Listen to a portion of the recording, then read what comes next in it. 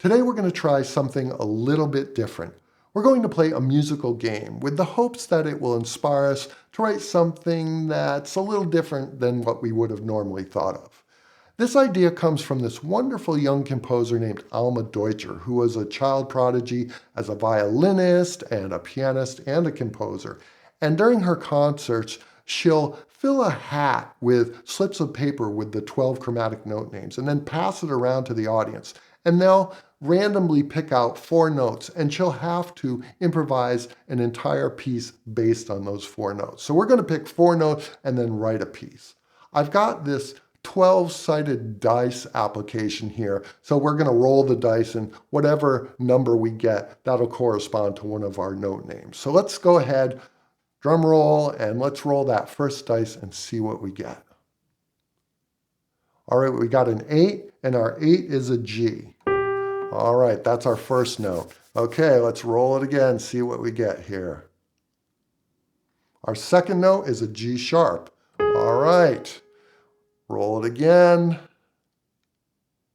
And we get a 6. Our 6 is an F. All right, one more. Let's see what we have. And we have an 11, an A sharp.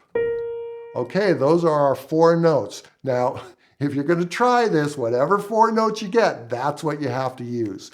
I'm going to go get a cup of coffee and think about this a little bit. Alma only gives herself like 30 seconds and then she improvises an entire piece, but I'm going to need a little bit more time. I'll see you when I get back.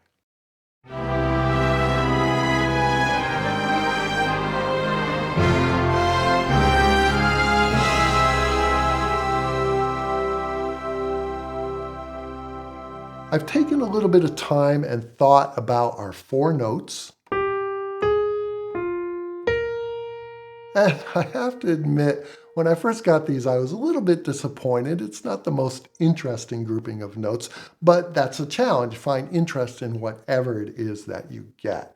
So I started by thinking about how I might conform these to a scale. And if I start on the lowest note of our group, the F, we get this, which suggests some sort of F minor sound. So F Aeolian, F melodic minor, F harmonic minor, some sort of F minor. We could also start on a C and get a C Aeolian sound. We could start on E flat and get E flat major. We could start on D flat and get D flat Lydian. So there's a lot of options of minor and major sounding scales. We could also start on any one of those scales as a source scale and then play the modes of those scales. So I'm just going to put in a couple measures here, and let's do that. Go ahead and put in, let's pick the F melodic minor.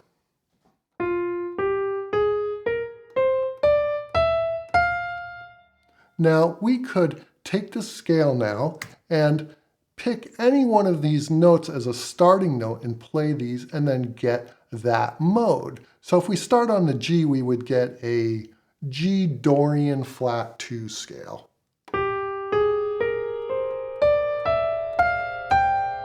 That's a great scale, and that might be something we want to use. We could also start, let's say start on the E, we'd get an E altered scale.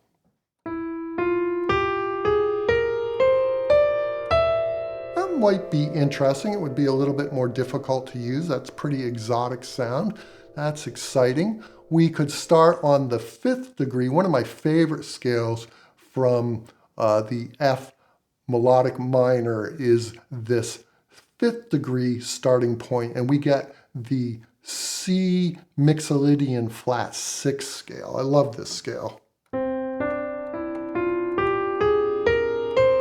So yeah, I'm going to use that. I'm going to use C Mixolydian flat 6. That's a really great scale to use. You've got this really stable 1 chord if you want. You can use the C major triad. You've got a 4 minor chord. You don't have a 5 chord with a leading tone, you've got a G minor chord, but that's fine. We could go back to the C from that. There's a lot of ways to get back to 1 here. We could come from flat 7 and get to 1. If I were to take these 4 notes and harmonize them with this scale, so we could start with our 1 chord, our C major chord, and then D minor 7 flat 5. This is our 2 minor 7 flat 5. And then we could do a backdoor 2-5 here. So we could go F minor to B flat 7. So we could do something like this, F minor to B flat 7, and then back to 1.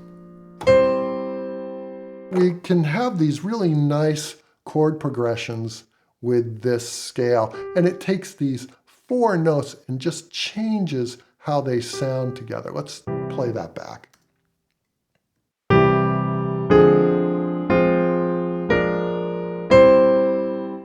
Another thing to look at is our melodic material.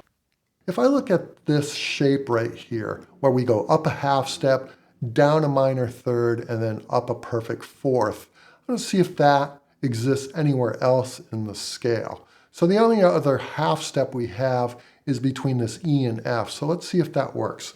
We're going to go from the E, up a half step to the F, down a minor third to the D, and then up a perfect fourth to the G. So great, we have that same exact shape. We have this, and then we have this. That's really wonderful. That's something that's going to be useful in writing this piece. All right, I think I'm going to take all of this and start my piece. I also have to come up with an idea for what this is about. One of the things I was thinking about was the exploration. We're exploring this random set of notes and what we can do with it. So I think the piece is going to be something about exploration, and I'm going to do it courageously. We don't really have to worry about how this comes out. What we want to do is learn from writing this piece. How it comes out is irrelevant. What we want to do is just explore and do it with courage, have fun. We're liable to come up with something wonderful. All right, I'm going to go ahead and write this piece, and then we'll come back and look at it. I'm back with a new piece on a new day, and I've decided to name it Into the Unknown. I think that fits the idea of exploration that we talked about, stepping into the unknown with our first 4 notes that we generated randomly, that G, A flat, F, and B flat. And you'll hear those notes in different forms throughout the piece.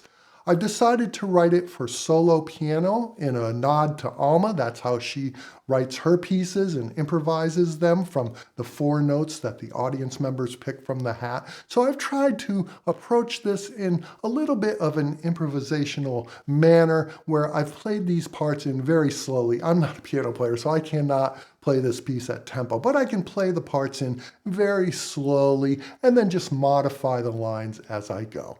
All right, let's listen to the piece and then we'll come back and break it down.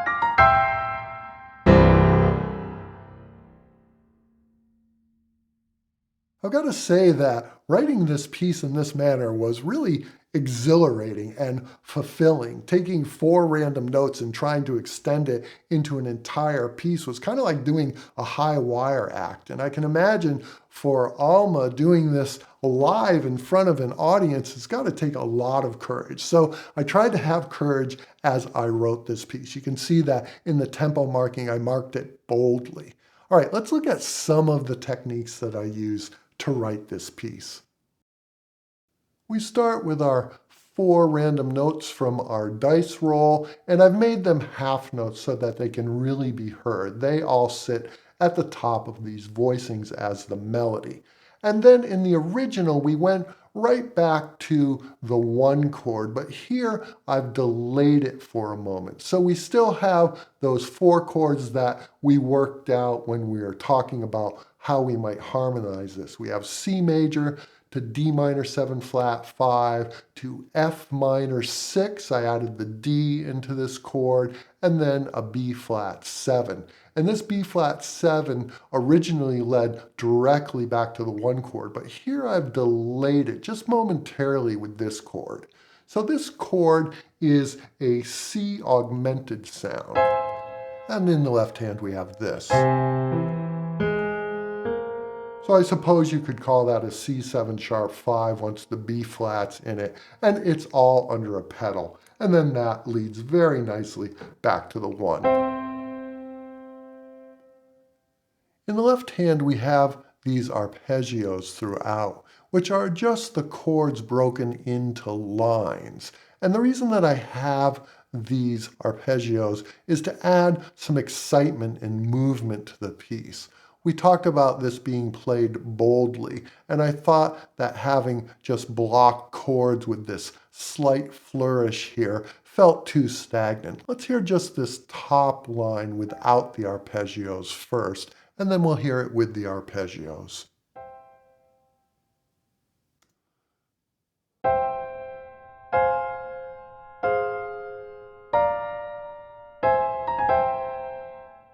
That's fine, but it just doesn't have the excitement I'm after. Now let's hear it with the arpeggios.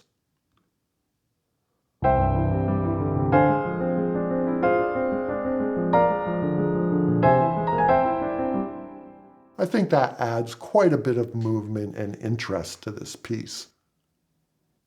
Continuing on, we have this line in the bass, which is the same as our melody from our four random notes, just starting on a different pitch. So here we have up a half step, down a minor third, up a perfect fourth. Now we start on an E instead of a G. We're going up a half step, down a minor third, and up a perfect fourth. So our melody line moves into the bass. This moment here is interesting because we talked about not having a dominant 5 chord and no leading tone. So this could be a G minor chord here, a G minor 7, but instead I've played a G7 sus4, which has a little bit of that dominant feel here, moving back to the 1 chord. So even though we don't have a B natural here, we're able to get this somewhat dominant sound here. And I'll play this slowly so we can hear that.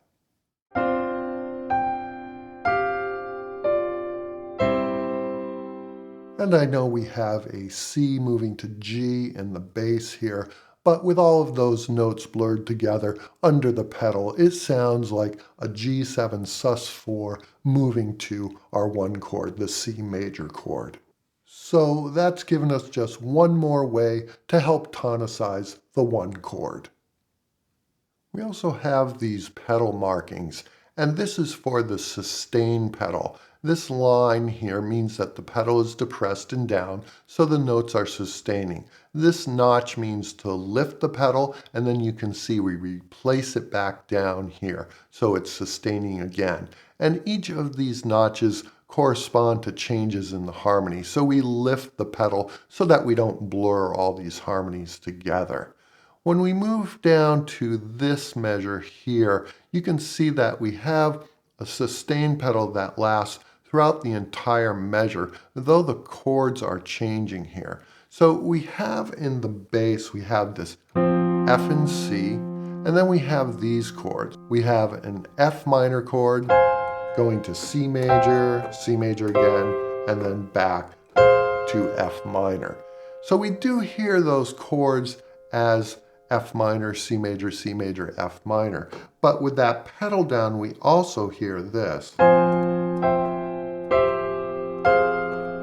They all blur together. So all together, that would be an F minor major 9. We're hearing kind of both of those sounds, the sounds of the F minor to C major to F minor sound, but we're also hearing this blur of all those notes together. So it's a good way to get a different color here. I'm using the sustain pedal throughout this section to add a more resonant and flowing sound. Here in the right hand, we have a B flat 7 flat 5 chord, and underneath it we're playing the E altered scale in the left hand. This is a sound that you'll hear in jazz. It's a really complex and interesting sound.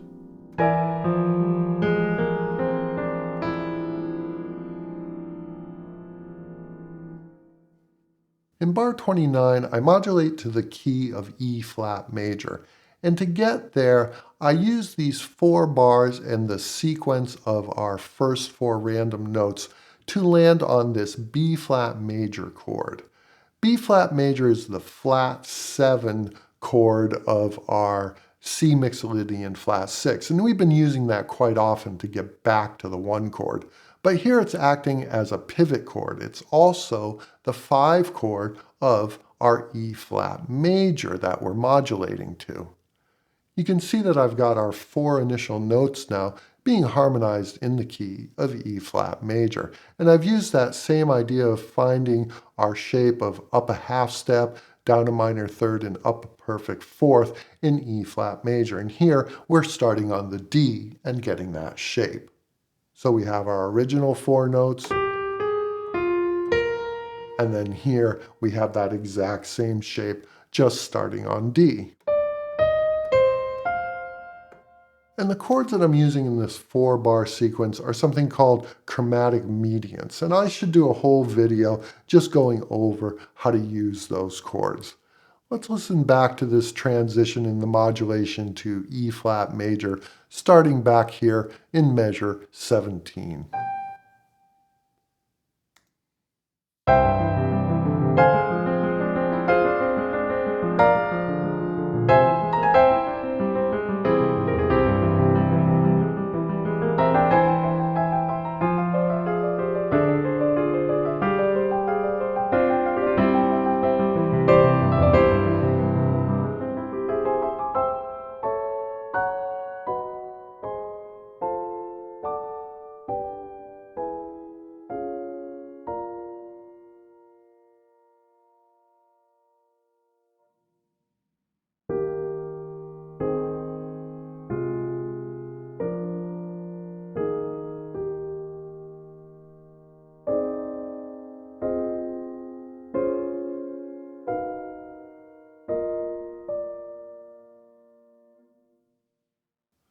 Finally, let's look at this section here.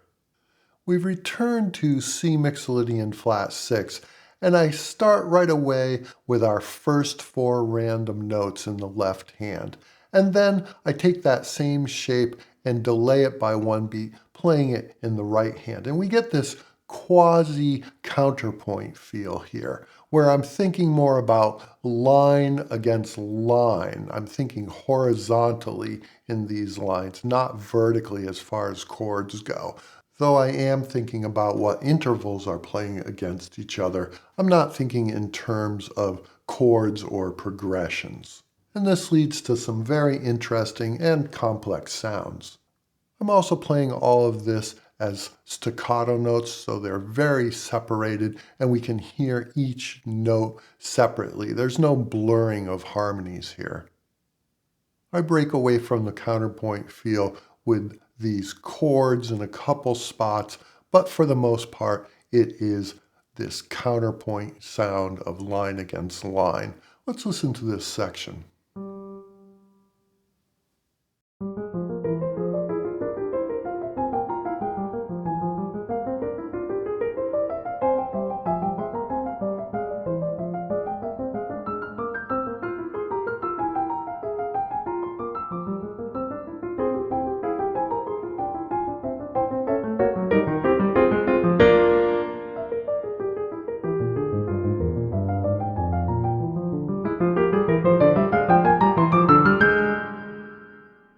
I hope you'll give this idea a try. It's really a lot of fun, and there's so much to be gained in this type of exploration.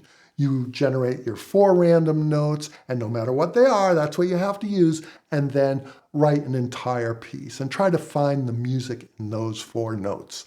I want to thank Alma for this idea, and I'm going to leave a link to one of her improvisations where she plays this hat game with the audience and then writes just an incredible piece. It's quite extraordinary what she can do.